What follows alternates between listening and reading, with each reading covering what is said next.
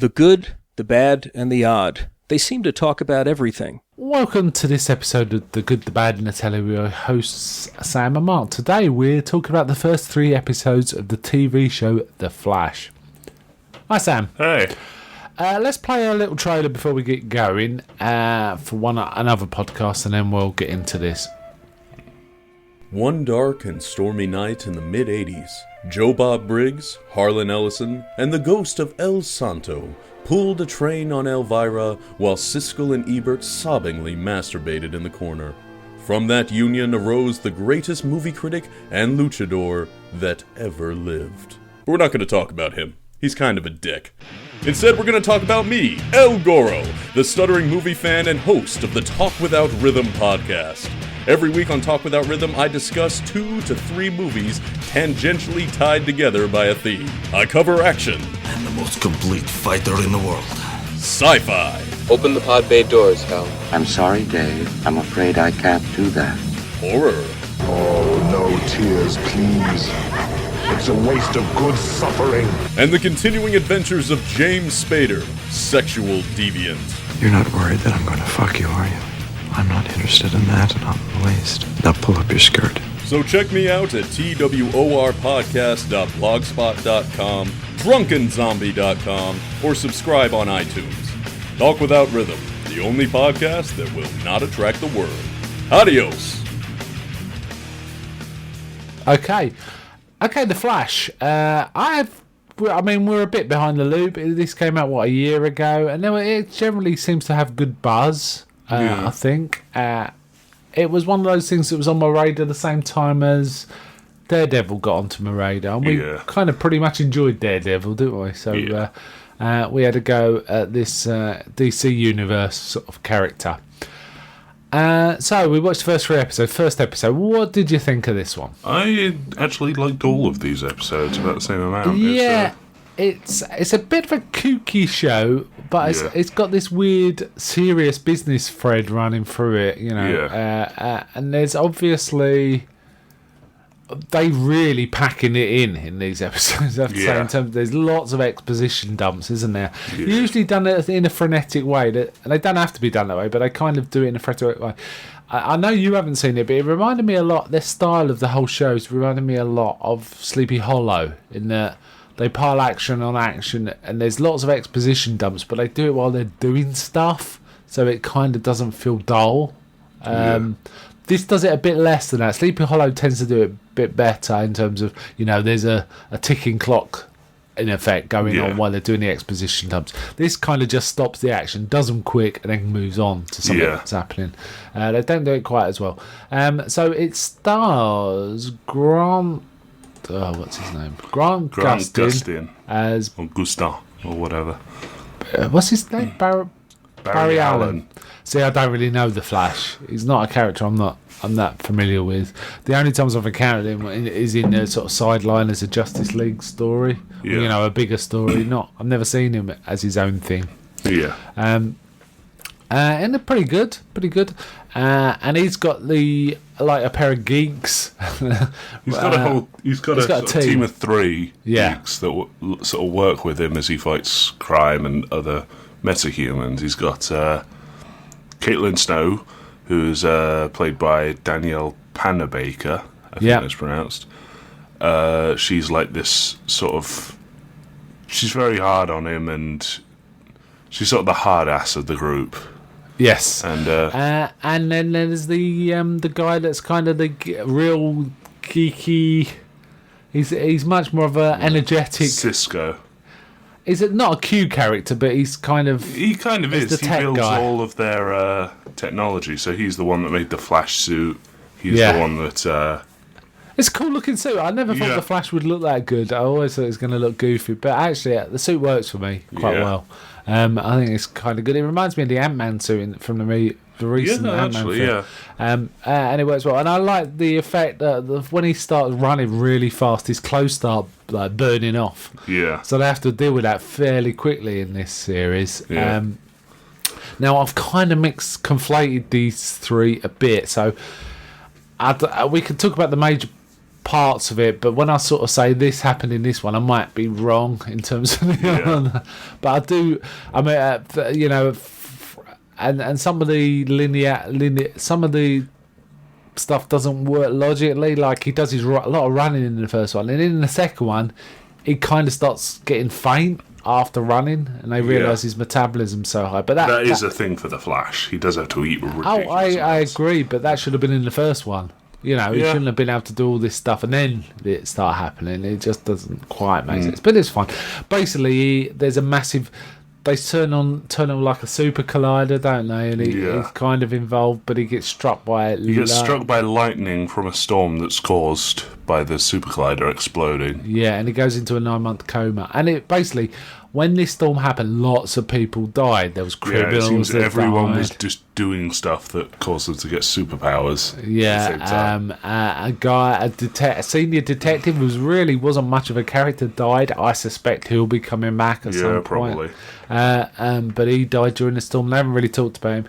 Basically, we also find out there was some sort of weird storm when he was a kid in his front room around his mother. Yeah. And his father witnessed it, but the mother died and the father got charged with murder and put away for X number of years. He's still in prison. Now, I already know who it is because it's always... well, don't tell me. I'm going to speculate, but no matter what you know, don't tell. I can tell you the villain's a superhero. Oh, yeah, that's fine. He's a character called Reverse Flash. Reverse Flash. He's basically just the Flash. Okay. He'll run really fast, but he's villainous, and he tends to use his... Because Flash can sometimes travel through time. He runs that fast. Because of the speed, right. I see. And Reverse Flash uses this ability to generally pick on the Flash when he was younger. So, like, he'll push him downstairs, and... Right. Like, every unfortunate event in his life, Reverse Flash will take credit for, basically. Right. But remember that time your dog went into the road and got hit by a car? It was me! Yeah, and there are definitely some clues in these first few episodes of who that might be, and I'm going to speculate on that. But I don't want. If you know any more, do not say for sure. I'm going to speculate, and that's speculation. I don't know though, so I can speculate if that makes sense. So they talk about these metahumans. Now, this show also reminded me quite a bit of Heroes. Remember the Heroes? Yeah. The first season, the Heroes kind of reminded me of this idea of metahumans being around and no one quite knowing who they are. But in this case, the metahumans generated from this special storm, where this super collider caused this storm and stuff like this. Yeah. We also get, when he starts running, he also takes a trip to run 600 miles to Starling City in a short time. Yeah. To go visit his friend the Arrow, Green Arrow. I don't know if this happened during Arrow, but apparently they're friends. Right, they're friends. Apparently, what it says on Wikipedia is, or it might be IMDb, one or the other, the intention was he was meant to appear in the Arrow TV series as his pilot, but they changed their mind and decided to make it its own pilot, which makes more sense to me. It's silly. I think Smallville did something like that, where they had loads of characters just happen to pass by Clark Kent when he was doing stuff. And Gotham's a bit odd. The timeline's a bit Gotham weird. did it with villains. Yeah. Oh, okay. Yeah. So we get this really odd thing, and I tell you what I like in this show is where they kind of go more for the fun elements rather than the serious. For example, I like the bit where he's talking to Arrow, or is it the Green Arrow? It's Green Arrow. Okay. The show's Arrow. And once they finish talking, the Green Arrow just swings off, like Spider-Man almost, and Barry says "cool," and then he runs away, and then the Arrow looks at him run away, and he goes "cool." So that's the kind of geek nerdy thing that works. I haven't seen much of Arrow, but that seemed really out of character from what I've seen. What, from Arrow? Yeah, I haven't seen much of it. I hear Arrow's one of those shows where there's really great segments and really terrible segments, and all the great stuff is about how he got his powers.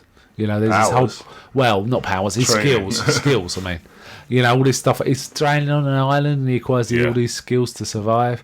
And all of those backstory stuff, you know, flashbacks work really well. And the modern day stuff, like, drives you nuts because it's too soap opera. Yeah. That's but that's all second hand to me. I'm going to watch Arrow sometime, but I've got other shows I want to watch before that, like Gotham, say, and certainly this. Anyway, so in this first one, they cram in loads. He gets his powers, blah blah blah, and basically we get the first villain who creates. What was he, Weatherman or something? I can't remember the actual villain's name, but I think he controls the weather. Yeah, and he was one of the criminals that escaped on a plane that got blown up during the storm. Yeah.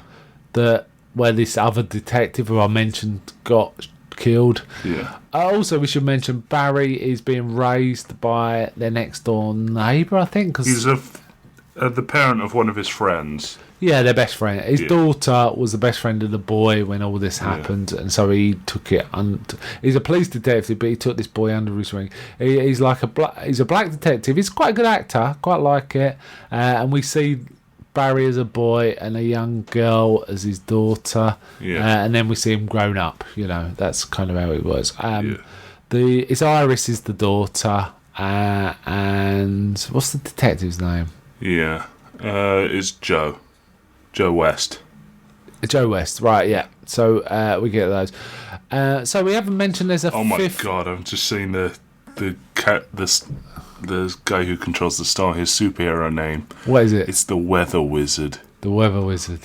The thing is, the Flash, it seems to me, from the Flash show... has the weirdest, villains. Has some odd villains. And I'm kind of glad they're embracing it in this show a bit. I think I like that. I feel this feels like more fun comic book than serious business, which Arrow sounds a bit too serious business. Now, I don't mind serious business.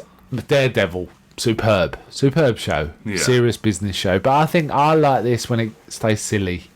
There's a lot of serious, frowny stuff, rapidly spoken low dialogue. But this show needs to kind of stay fun. I think. And we'll see how it goes. It probably is, because Flash he's kind of like Spider-Man in that he's always making jokes. Well, that's good. That's good. So anyway, and we're also I have to say these first three are definitely all three Villain of the Week stories. Yeah. Though they've got this running thread which they maintain through it, and I think I'd prefer to see this show just stick to Villain of the Week, frankly. But I guess that gets boring fast. Yeah. The X-Files did it quite well in that they mix up Villain of the Week or Monster of the Week with their big Agents mythology. of S.H.I.E.L.D. Series 1 did it pretty well. Yeah, they did it well, didn't they? Yeah. They did, yeah. And then it went off the rails of season 2. Good point, yeah. Well, maybe we need to go back to... We're only halfway through season 2 and we just kind of stopped. But I've heard it's really good. But it gets really good, I should say. Anyway, there's a fifth one in this... Sorry, there's a third member of this team that's supporting him, isn't there? There's what's his name? The scientist who was behind. His name was Dr. Harrison Wells. He's the one that was running the Super Collider when it went up, and he's lost use of his legs. He's lost the use of his legs. Now, I noticed that I think in this show they're trying to almost do what they do in Marvel films. They have a little extra at the end of the film to sort of show you what the story's about. But they always kind of end an episode with this where Dr. Wells is doing something shady. Yeah. And they're setting him up to look like he's the guy behind. Maybe this Well, basically, he seems to have tech that shows him different time periods. He looks at future newspapers.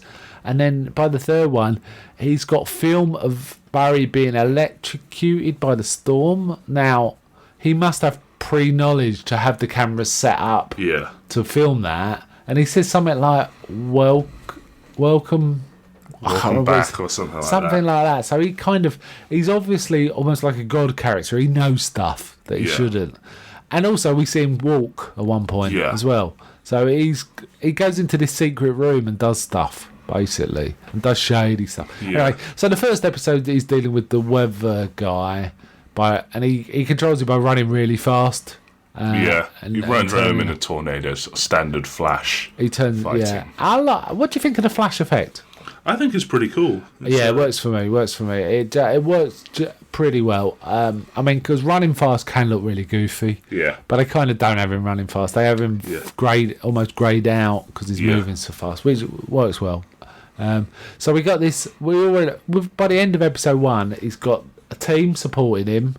This scientist is supposed to be broken, but he must have loads of money because he's got this massive lab, and they've still got the Hadron Collider. It's kind of the remnants of the old lab. They're just sort of using the tech that they And had. I think in the second episode, they decide the lab can also act as a prison for metahumans. Yeah. So no, they decide that the empty super collider ring they can use as a prison. Yeah, they get massive magnetic fields to control these metahumans. Yeah. So, which reminded me a bit of the graphic novel Kingdom Come, where Superman builds a prison for metahumans. Build a gulag. Gulag, yeah, in fact, yes. So I wonder at some point, are we going to get a break out of the Gulag, which could be kind of cool. Probably. So anyway, so the first one deals with Weather Guy. Pretty good. I mean, it wasn't great, but it definitely set up the world, and it was kind of fun. I feel like they would cram it. It was almost like we were watching the edited highlights of a 2-hour pilot to me. Yeah. They were cramming so much in, but fine. Okay, that was fine. Second episode, what was the villain of the week in this one? Can you remember? Yeah. That would be Multiple Man. Multiple Man. Captain Clone, he was called at one point. They kept coming up with different names. One of the things Cisco does is it Cisco? Yeah. Yeah. He just tries to come up with kooky names, doesn't he? Oh, wait, no, Multiple Man's Marvel. Sorry. It's Captain. Well, they called him Captain Clone. Yeah. Was it Meta Man? I can't remember. Anyway, he was. They called him Captain Clone at one point. It was a man who could split out and make copies of himself, multiple copies of himself. And he's after this scientist. Multiplex is his name, apparently. Okay, Multiplex. Not so. Captain Clone was better for me. Yeah. There's this scientist guy who's like supposed to be a philanthropist who's called Simon Stagg. Simon Stagg, who Multiple Man or whatever he's called is trying to kill him. Basically, yeah, he performs a robbery. His research. Stagg took a lot of his research and made a lot of money off of it. But that wasn't the sole motive. Wasn't it something like the research was leading to help his wife or something? Yeah, it was basically Mr. Freeze again. Oh, it was a Mr. Freeze story kind of. Yeah. Thing. Yeah. So he wanted revenge, and we see him at one point, seeing the head of security for this guy, and he says, give me his itinerary.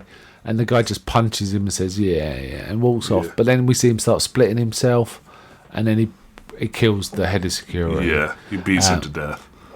So there's all this kind of stuff going on. And they realise what's going on. It basically Flash is after him. And we get a bit of a disparity here. Flash confronts him, and this guy starts splitting, but he starts beating Flash up. And that just didn't feel right to me. There's no way Flash would stand in one place long enough for a guy to beat him up like that. Nah. So it just felt a bit and I was worried at that point. I thought they're not going to have these underpowered villains be able to beat the Flash. It seemed silly. Yeah, the Weather Guy made sense, but this guy just didn't seem like someone who could beat the Flash. Yeah. To me. And then we get a bit of a crisis of I can't do this kind of stuff, and it gets a bit of a pep talk saying only you can do it, kind of. And then he goes back to the fray and stuff. Yeah. I mean, he's not got much fighting skills. He's just super fast. Yeah, he just clocks them as he's going past. Yeah. So this one was alright. I mean, I didn't feel it was terrible. I just felt the villain wasn't quite up to a Flash. Yeah. And then it got me thinking, are they going to have this trouble every week? And then we come to episode 3. Yeah. Well. Also, we get Dr. Wells doing something very shady. We basically see him kill Stagg. Shank Stagg. Yes. I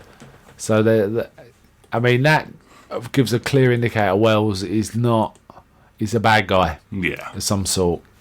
And then we get to episode 3, and in that the bad guy is. The Mist. The Mist, or Gas Man, or whatever it's called. Turns out it was a prisoner who was executed with cyanide at the moment the storm hit, and he survived it and became his metahuman ability. So he turns into a poison gas. It seems like their abilities are tied to how they died or get damaged.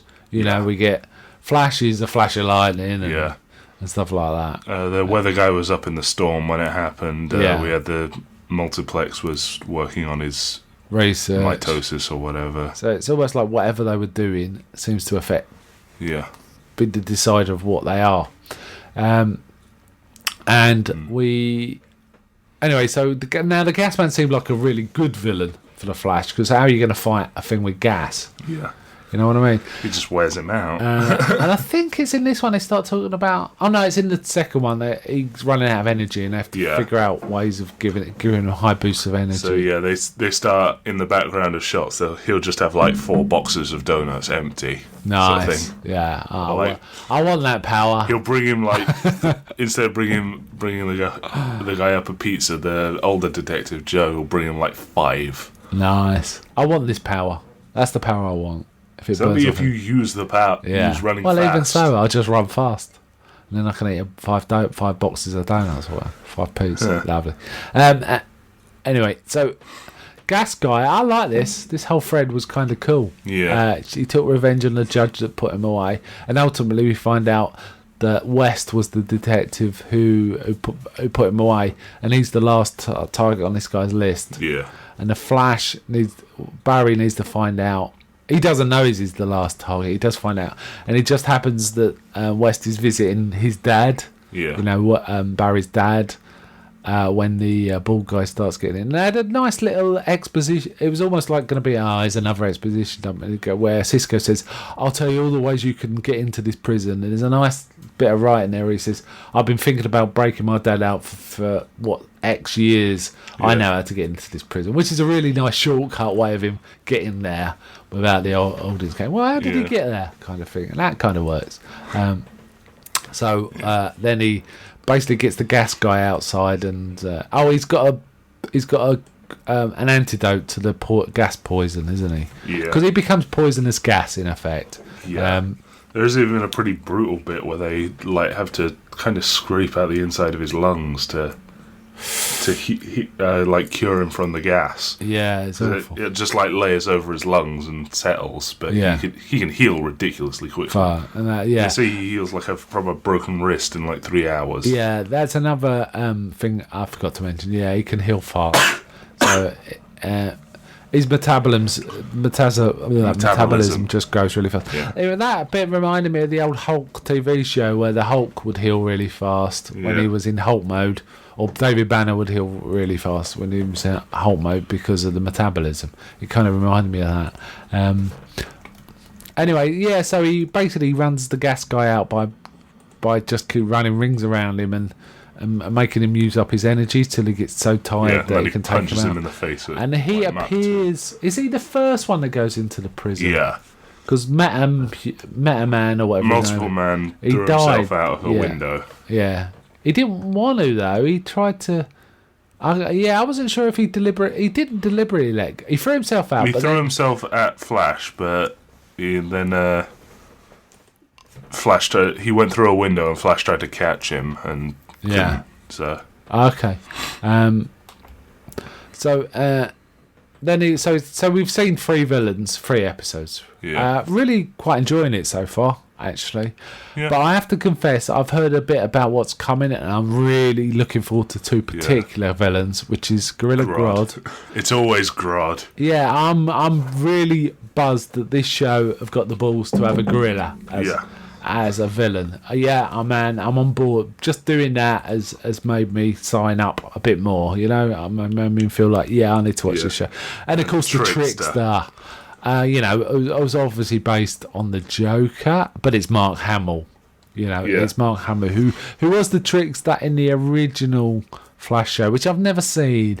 I might go back and watch the Trickster episode from that show. I just want to see Mark Hamill, really. Yeah. I think that might be worth doing. I might do it, but for the next time we talk Flash, just to talk about that one.